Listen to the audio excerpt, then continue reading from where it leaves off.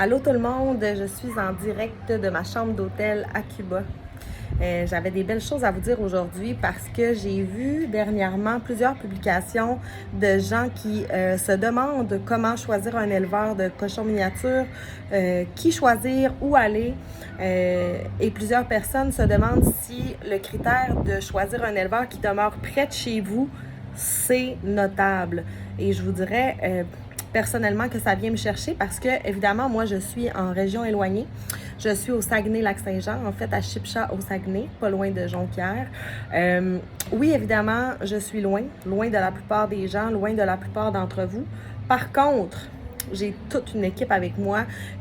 On fait des suivis à domicile, on fait de la livraison, on s'occupe justement des gens partout au Québec, même de gens qui n'ont pas pris leur cochon chez nous, qui par la suite se sentent sans aide puis qui ont besoin vraiment de suivi, de soutien et tout ça. On est là pour tout le monde, en fait. On est là pour les cochons. Fait que je pense que de choisir un éleveur éthique, c'est maintenant de choisir également un éleveur qui fait ça pour le bien des cochons. Je vous dirais que présentement, dernièrement, on a pris des grosses décisions au niveau de notre élevage. On a diminué considérablement le nombre de bébés produits chez nous pour que on puisse être encore plus disponible pour faire du suivi à domicile, de l'aide en comportement, être là pour les cochons justement parce qu'on remarque que plusieurs sont dans la misère parce qu'ils n'ont pas de bon éleveur pour encadrer les familles. C'est ce qui est le plus important. Quand on a un animal hors du commun, on peut pas l'élever comme un chien, on peut pas l'élever comme un chat parce que psychologiquement, c'est pas un chien ni un chat, c'est un cochon. Donc, c'est un animal de proie.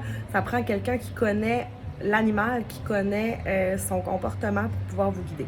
Donc, nous, on est là pour ça. Maintenant, on est une équipe de 4 personnes temps plein qui travaillent corps et âme avec ça pour pouvoir s'occuper de vous puis vous guider, en fait. Fait que, s'il vous plaît, ne choisissez pas votre élevage parce qu'il est proche de chez vous. Ça ne veut pas nécessairement dire qu'il est meilleur puis qu'il va être plus présent pour vous parce qu'il est proche.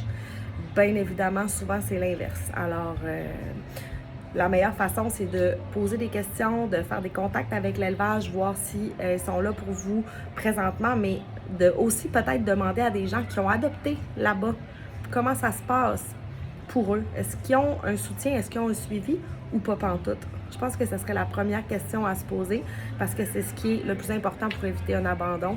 Et évidemment, des animaux stérilisés parce qu'au niveau comportement, sinon, c'est l'apocalypse. Alors, je retourne dans mon beau décor paradisiaque et je vous souhaite une belle journée. Bye!